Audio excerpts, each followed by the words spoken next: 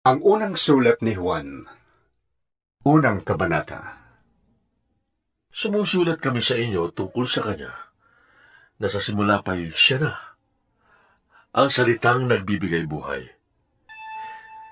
Narinig namin siya at nakita, napagmasdan at nahawakan. Nang mahayag ang buhay, nakita namin siya. Kaya't pinapatotohanan namin at ipinangangaral sa inyo ang buhay na walang hanggan na nasa Ama at nahayag sa amin. Ipinapahayag nga namin sa inyo ang aming nakita at narinig upang makasama namin kayo sa pagkiisa sa Ama at sa Kanyang Anak na si Jesucristo. Isinusulat namin ito upang malubos ang ating kagalakan. Ito ang aming narinig sa Kanyang Anak at ipinapahayag naman namin sa inyo. Ang Diyos ay ilaw at walang anumang kadiliman sa Kanya.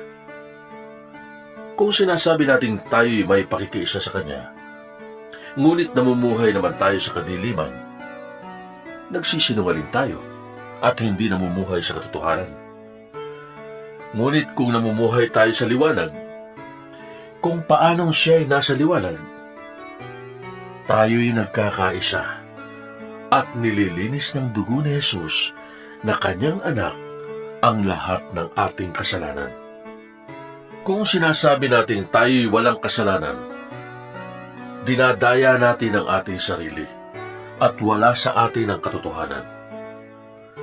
Kung ipinapahayag natin sa Diyos ang ating mga kasalanan, maaasahan nating patatawarin tayo ng Diyos sa mga ito at lilinisin tayo sa lahat ng ating kasamaan, sapagkat siya'y tapat at matuwid. Kung sinasabi nating hindi tayo nagkakasala, ginagawa natin sinungaling ang Diyos at wala sa atin ang Kanyang salita. Ikalawang kabanata. Mga anak, isinusulat ko ito sa inyo upang huwag kayong magkasala. Ngunit kung magkasala ang sinuman, may tagapamagitan tayo sa Ama, si Jesucristo, na kailan may hindi nagkasala. Si Kristo ang handog sa ikapagpapatawad ng ating mga kasalanan at ng kasalanan ng lahat ng tao. Nakakatiyak tayong nakikilala natin ang Diyos kung sinusunod natin ang Kanyang mga utos. Ang nagsasabing, nakikilala ko siya, ngunit hindi naman sumusunod sa Kanyang mga utos ay sinungaling at wala sa Kanya ang katotohanan. Ngunit ang tumutupad sa salita ng Diyos ay umiibig sa Diyos ng wagas.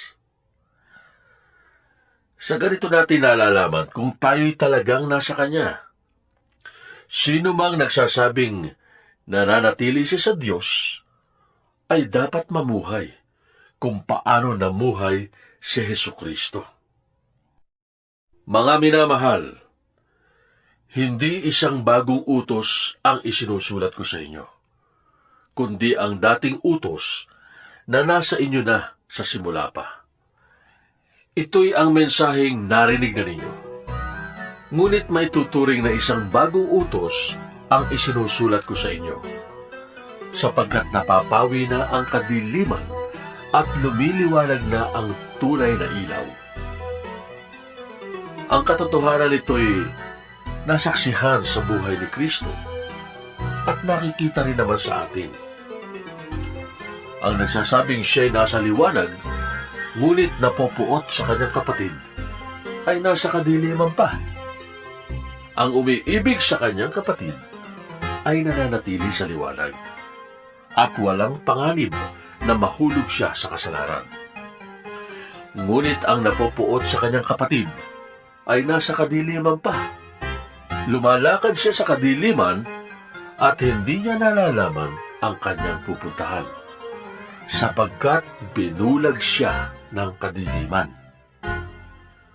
Sumusulat ako sa inyo, mga anak, sapagkat pinatawad na ang inyong mga kasalanan alang-alang kay Kristo. Sumusulat ako sa inyo, mga ama, sapagkat nakikilala niyo siya na sa simula pa'y siya na. Sumusulat ako sa inyo, mga kabataan, sapagkat tinalo na ninyo ang masama. Sinulatan ko kayo, mga anak, sapagkat nakikilala ninyo ang Ama. Sinulatan ko kayo, mga ama, sapagkat nakikilala niyo siya na sa simula pa'y siya na. Sinulatan ko kayo, mga kabataan, sapagkat malalakas kayo.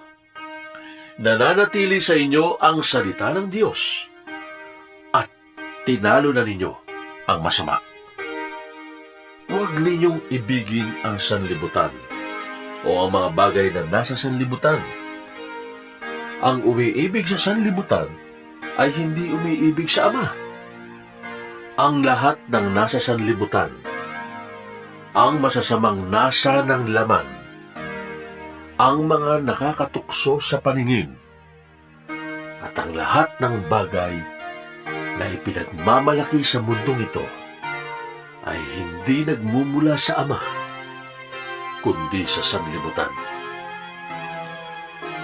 Mawawala ang sanlibutan at ang lahat ng hinahangad nito. Ngunit ang mga sumusunod sa kalooban ng Diyos ay mabubuhay magpakailanman. Mga anak, malapit na ang wakas. Tulad ng narinig ninyo, darating ang kaaway ni Kristo. Ngayon nga'y marami nang lumilitaw na mga kaaway ni Kristo. Kaya't alam nating malapit na ang wakas. Kahit na sila ay mga dati nating kasamahan, ang mga taong yun ay hindi natin tunay na kasama. Sapagkat kung sila ay tunay na atin, nanatili sana silang kasama natin. Ngunit umalis sila. Kaya't maliwanag na silang lahat ay di tunay na atin. Ngunit ipinagkaloob na sa inyo ang Espiritu Santo, at dahil dito, kayong lahat ay may pagkaunawa. Sumusulat ako sa inyo, hindi dahil sa di nyo alam ang katotohanan. Alam nyo ito, at alam din nyong walang kasinungalingang nagmumula sa katotohanan. Sino nga ba ang sinungaling? Hindi ba ang ayaw kumilala na si Jesus ang Kristo?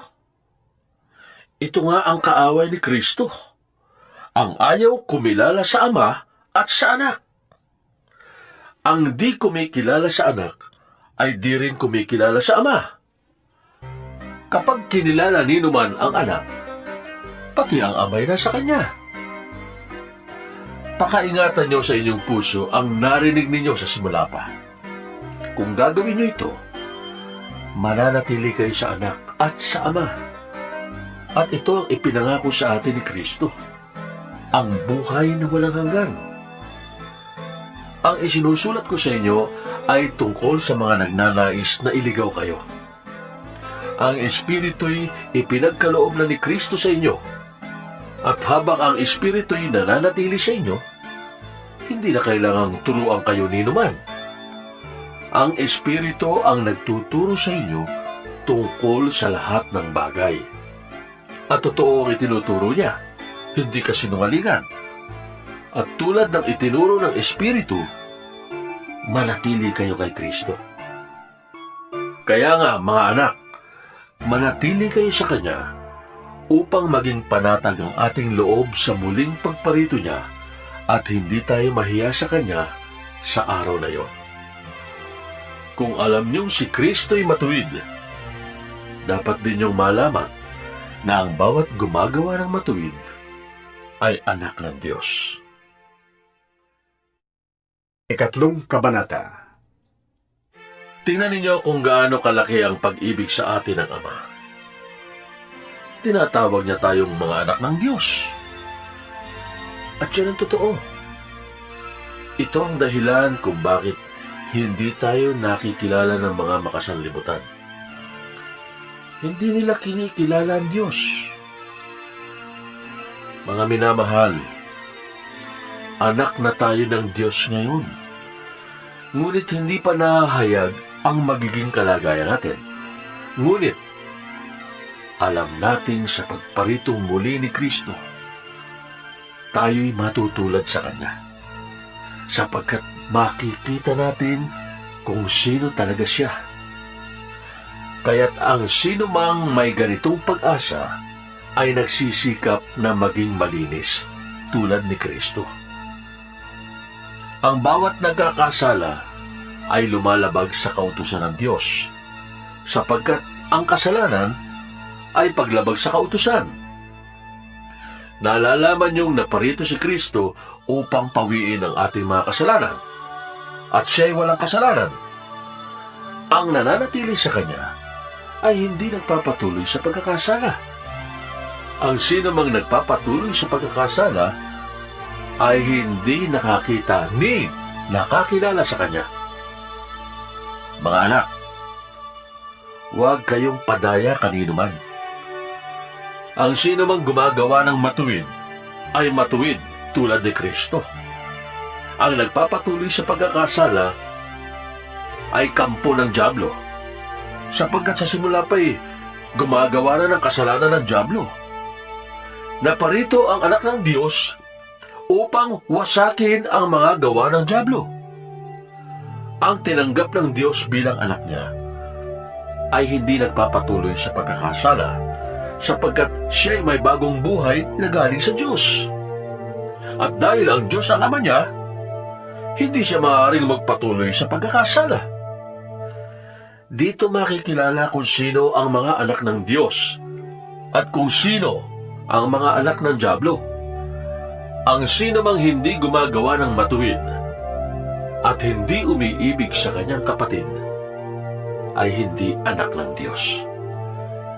Ito ang turong narinig na ninyo sa simula pa. Magmahalan tayo. Huwag tayong tumulad kay Cain. Siya'y kampo ng dyablo. Pinatay niya ang kanyang kapatid. Bakit? Sapagkat masama ang kanyang mga gawa, ngunit matuwid ang mga gawa ng kanyang kapatid. Kaya mga kapatid, huwag kayong magtaka kung kinapopuotan kayo ng sanlibutan. Nalalaman nating lumipat na tayo sa buhay mula sa kamatayan, sapagkat iniibig natin ang mga kapatid. Ang hindi umiibig ay nananatili sa kamatayan. Mamamatay tao ang napupuot sa kanyang kapatid. At nalalaman niyong ang buhay na walang hanggan ay wala sa mamamatay tao. Dito natin nakikilala ang tunay na pag-ibig. Inialay ni Kristo ang kanyang buhay para sa atin. Dapat din nating ialay ang ating buhay para sa mga kapatid.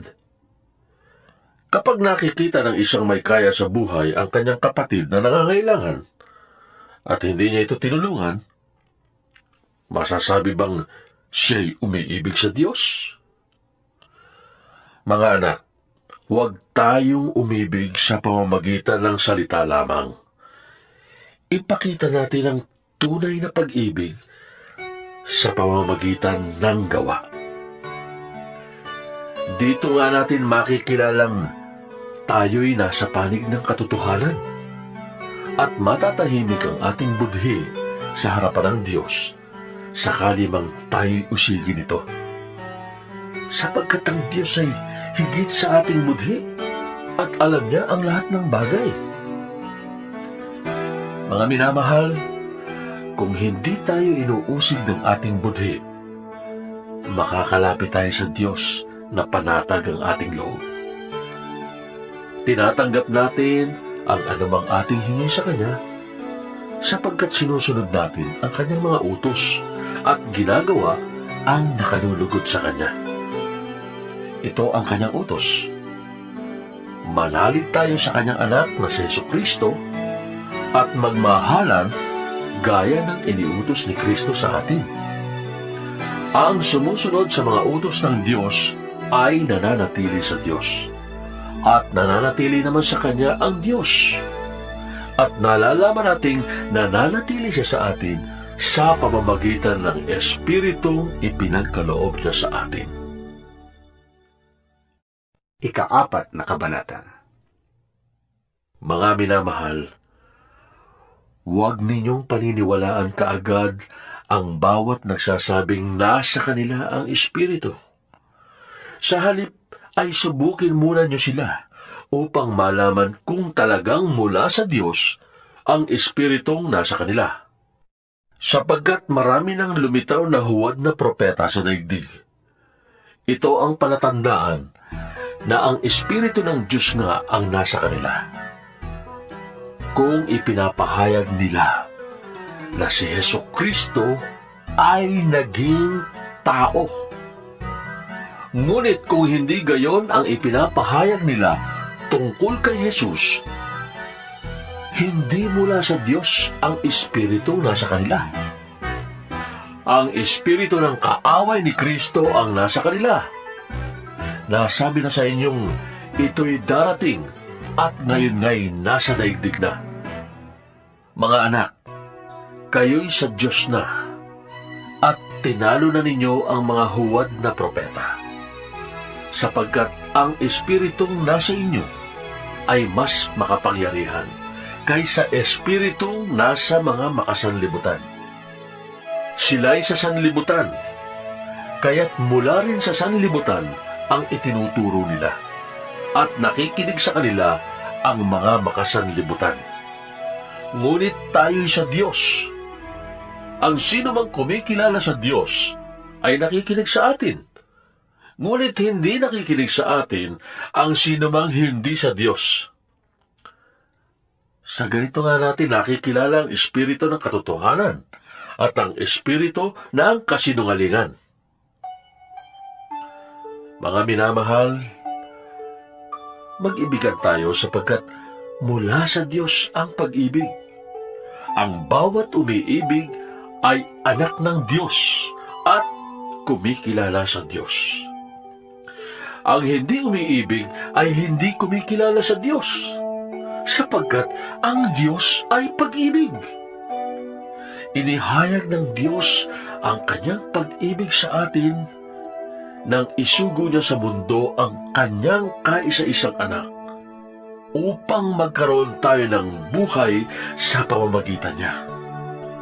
Ito ang pag-ibig. Hindi sa inibig natin ang Diyos, kundi tayo ang inibig niya at isinugo ang kanyang anak upang maging handog para mapatawad ang ating mga kasalanan. Mga minamahal, dahil ganoon kadakila ang pag-ibig ng Diyos sa atin, dapat din tayong magmahalan. Wala pang taong nakakita sa Diyos kailanman. Ngunit kung tayo'y nag-iibigan, nasa atin ang Diyos at nagiging ganap sa atin ang kanyang pag-ibig. Nalalaman nating nananatili tayo sa Diyos at siya naman sa atin, sapagkat pinagkalooban niya tayo ng kanyang Espiritu. Nakita namin at pinapatutuhanang isinugo ng Ama ang kanyang anak upang iligtas ang sanlibutan. Ang nagpapahayag na si Jesus ang anak ng Diyos ay nananatili sa Diyos, at ang Diyos namay nananatili sa Kanya. Nalalaman natin tayo'y iniibig ng Diyos at lubos tayong nananalig sa katotohanan ito. Ang Diyos ay pag-ibig. Ang nagpapatuloy na umiibig ay nananatili sa Diyos, at ang Diyos ay nananatili naman sa Kanya. Ang pag-ibig ay nagiging ganap sa atin, kaya't hindi natin kinatatakutan ng araw ng paghukom, sapagkat tayo'y tulad ni Kristo. Kahit nasa daigdig pang ito, walang kasamang takot ang tunay na pag-ibig, sapagkat pinapawi ng pag-ibig ang anumang pagkatakot. Hindi pagganap ang pag-ibig ng sino mang natatakot, sapagkat ang takot ay kaugnay ng parusa. Tayo'y umiibig sapagkat ang Diyos ang unang umibig sa atin. Ang nagsasabing iniibig ko ang Diyos, subalit napupuot naman sa kanyang kapatid, ay isang sinungaling. Kung ang kapatid na kanyang nakikita ay hindi niya magawang ibigin, paano niya maiibig ang Diyos na hindi niya nakikita? Ito ang utos na ibinigay sa atin ni Kristo. Ang umiibig sa Diyos ay dapat ding umibig sa kanyang mga kapatid. 5 kabanata. Kung tayo'y sumasampalataya na si Jesus ang siyang Kristo, tayo nga'y mga anak ng Diyos. At sino mang umiibig sa Ama, ay umiibig din sa anak. Ito ang palatandaang iniibig natin, ang mga anak ng Diyos. Kung iniibig natin ang Diyos at tinutupad ang kanyang mga utos, sapagkat ang tunay na umiibig sa Diyos ay ang tumutupad ng kanyang mga utos. At hindi naman mahirap sundin ang kanyang mga utos, sapagkat ang sanlibutan ay kayang talunin ng bawat anak ng Diyos, at nagtatagumpay tayo sa pamamagitan ng pananampalataya. Sino ang nagtatagumpay laban sa sanlibutan? Ang sino mang sumasampalataya na si Jesus ang anak ng Diyos. Si Jesucristo ang naparito sa pamamagitan ng tubig at ng dugo. Hindi sa pamamagitan ng tubig lamang, kundi ng tubig at dugo. Ang Espiritu ang nagpapatotoo tungkol dito, sapagkat ang Espiritu ay katotohanan.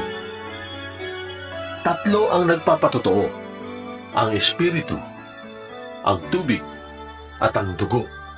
At iisa ang patotoo ng tatlong ito. Tinatanggap natin ang patotoo ng tao, ngunit lalong matibay ang patotoo ng Diyos. At ito ang patotoo ng Diyos tungkol sa kanyang anak. Ang sino mang nananalig sa anak ng Diyos ay naniniwala sa patotoong ito. Ngunit ang Diyos ay ginagawang sinungaling ng sino mang ayaw maniwala sa Diyos, sapagkat hindi siya naniniwala sa patotoo nito tungkol sa kanyang anak. At ito ang patotoo: ipinagkaloob sa atin ng Diyos ang buhay na walang hanggan, at ito'y makakamtan natin sa pamamagitan ng kanyang anak. Kung kanino nanatili ang anak ng Diyos, siya ang may buhay na walang hanggan. Ngunit wala nito ang taong wala sa kanya, ang anak ng Diyos. Isinusulat ko ito sa inyo upang malaman ninyo na kayong nananalig sa anak ng Diyos ay may buhay na walang hanggan. Hindi tayo nag-aatubiling lumapit sa Kanya, sapagkat alam nating ibibigay Niya ang anumang hingin natin sa Kanya na naaayon sa Kanyang kalooban.